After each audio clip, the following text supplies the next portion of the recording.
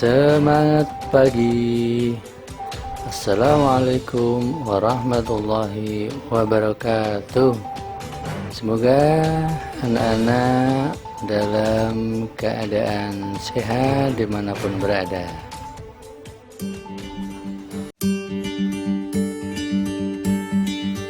Anak-anak, sebelum kita lanjutkan untuk belajar, marilah kita berdoa terlebih dahulu agar kita diberikan kemudahan dalam belajar.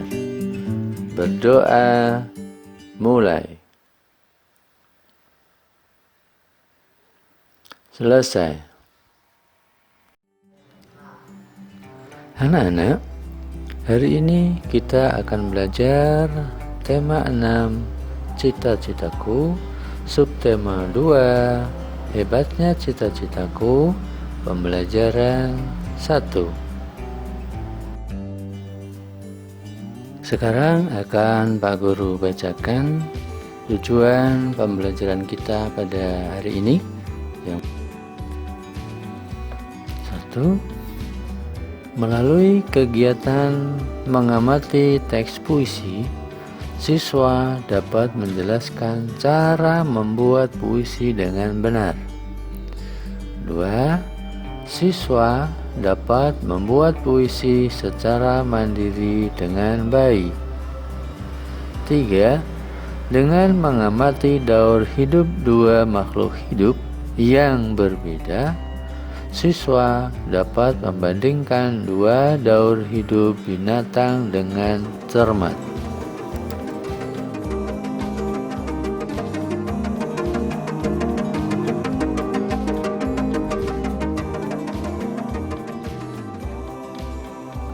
Anak-anak, mari kita lanjutkan pelajarannya.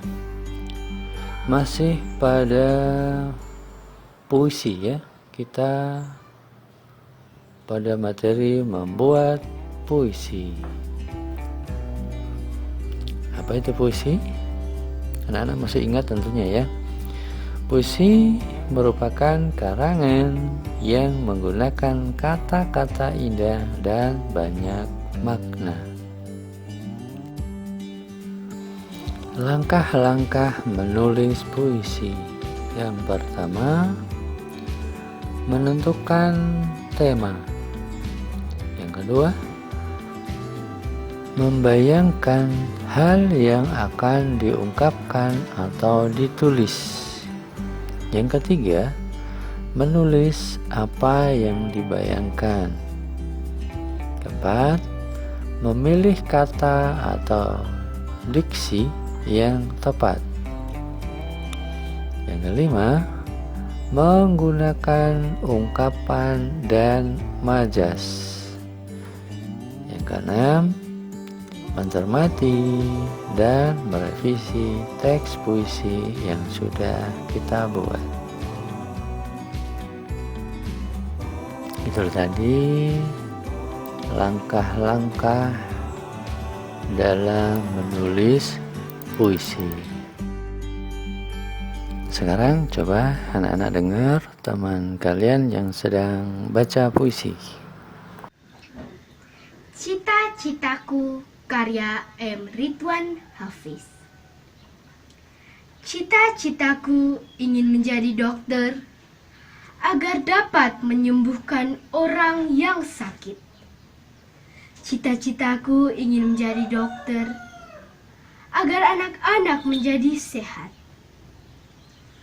Aku harus belajar dengan sungguh-sungguh agar dapat menggapai cita-citaku itu.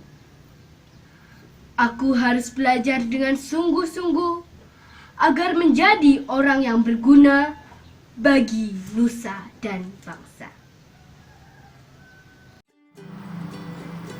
Nah, setelah kalian baru saja menyimak video teman kalian yang sedang membaca puisi, coba anak-anak juga berlatih untuk bisa membaca puisi.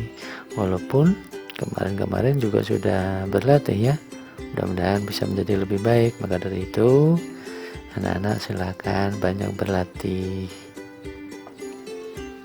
Kalau kemarin kita sudah berbicara tentang daur hidup hewan, sekarang masih pada daur hidup. Kita lanjutkan daur hidup dua makhluk hidup yang berbeda. Tahapan pertumbuhan hewan dari kecil sampai dewasa disebut daur hidup hewan.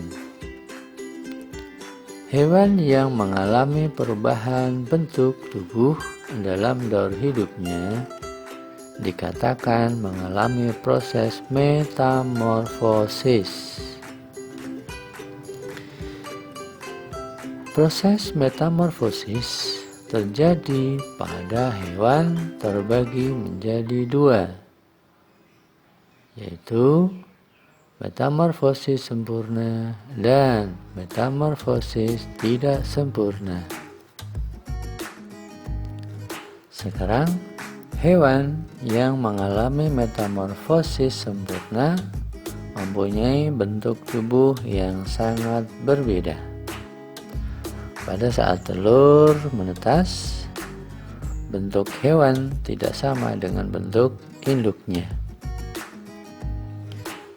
Hewan yang mengalami metamorfosis tidak sempurna, ketika telur menetas, bentuk hewan mirip dengan bentuk tubuh induknya.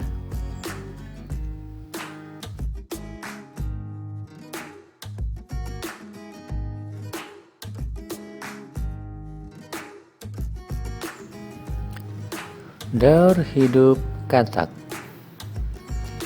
Silakan anak-anak perhatikan gambar berikut.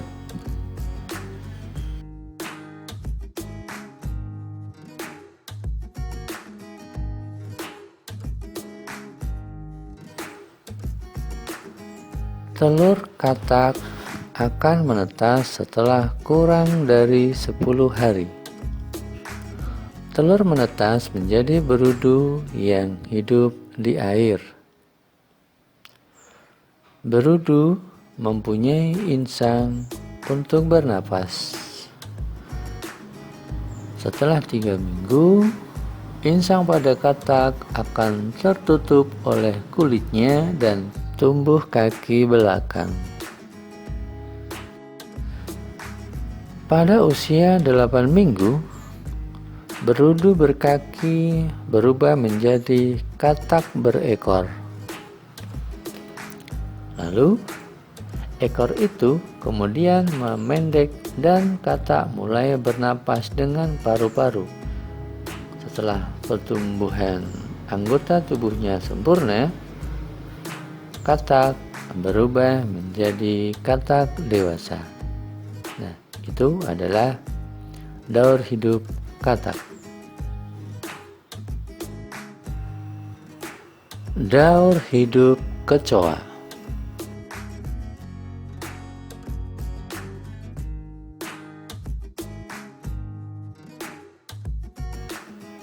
Kecoa merupakan salah satu serangga yang juga berkembang biak dengan cara bertelur. Setelah beberapa lama, telur kecoa akan berubah menjadi kecoa muda yang disebut nimfa. Bentuk nimfa mirip dengan kecoa dewasa, hanya warna kulitnya yang berbeda. Nimfa beberapa kali mengalami pergantian kulit sampai ia menjadi kecoa dewasa. Daur hidup capung.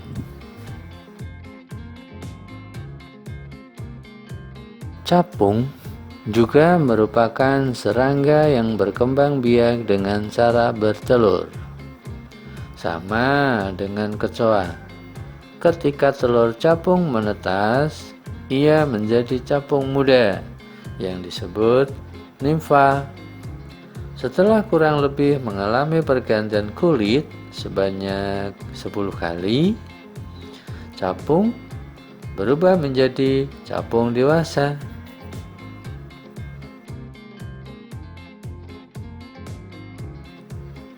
Daur hidup nyamuk.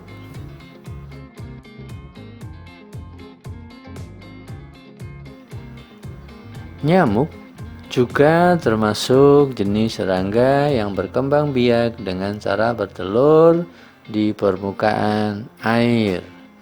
Ketika telur menetas, ia berubah menjadi jentik-jentik atau tempayak. Tempayak ini akan hidup dan mendapatkan makanannya dari air yang ia tinggali. Setelah cukup umur, tempayak ini berubah menjadi pupa. Setelah beberapa waktu, pupa akan berubah menjadi nyamuk muda hingga nyamuk dewasa. Nyamuk muda dan dewasa tidak hidup di air. Ia akan kembali ke air ketika hendak bertelur.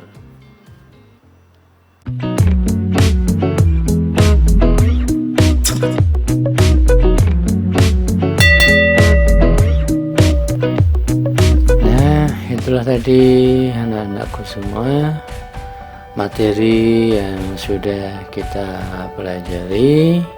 Mudah-mudahan bermanfaat dan anak-anak mendapatkan pemahaman.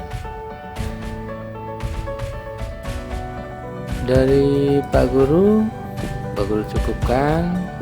Sampai bertemu lagi di video pembelajaran selanjutnya. Assalamualaikum warahmatullahi wabarakatuh.